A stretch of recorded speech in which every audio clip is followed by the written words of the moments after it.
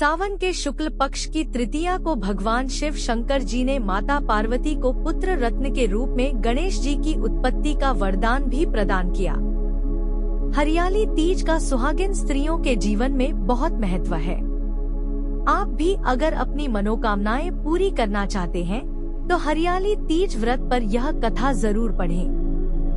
एक बार भगवान शिव शंकर जी की तपस्या रति के पति कामदेव ने भंग कर दी तो भगवान शिव शंकर जी ने कामदेव को भस्म कर दिया।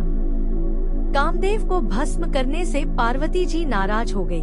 वह स्वर्ण गौरी की पूजा में लीन हो गई तो सभी देवी देवता चिंतित हुए और उन्होंने भगवान शिव शंकर जी के पास जाकर आग्रह किया कि वह माता पार्वती जी के मन को शांत करने का प्रयास करें।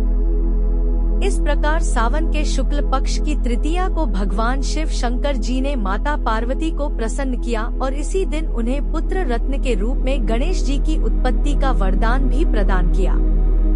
इस कथा को सुनकर महिलाएं भगवान से यही प्रार्थना करती हैं कि जैसा अखंड सौभाग्य पार्वती माता को मिला वैसा ही सौभाग्य हर सुहागिन को मिले। महिलाएं इस अवसर पर स्वर्ण गौरी और पार्वती जी की भी आराधना करती हैं। हरियाली तीज के दिन महिलाएं हरे वस्त्र, हरी लाल चूड़ियां पहनकर श्रृंगार करती हैं, पकवान बनाकर पूजन के पश्चात झूला झूलती हैं तथा लोकगीत गाती हैं। विवाहित महिलाएं पहले सावन में अपने मायके चली जाती हैं, लेकिन जो नहीं जा पाती वह अपने ससुराल में ही इसे मनाती हैं।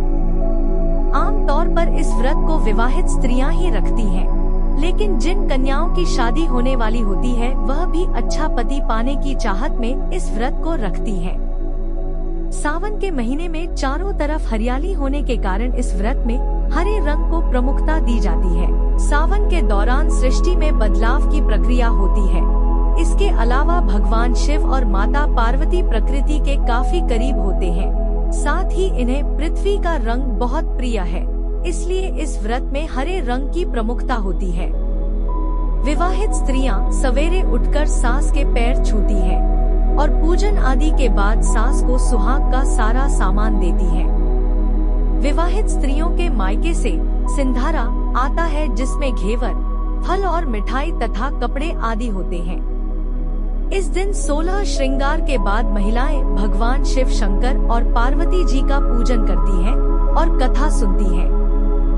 पूजा के बाद पति के पैर छूकर वह व्रत तोड़ती हैं।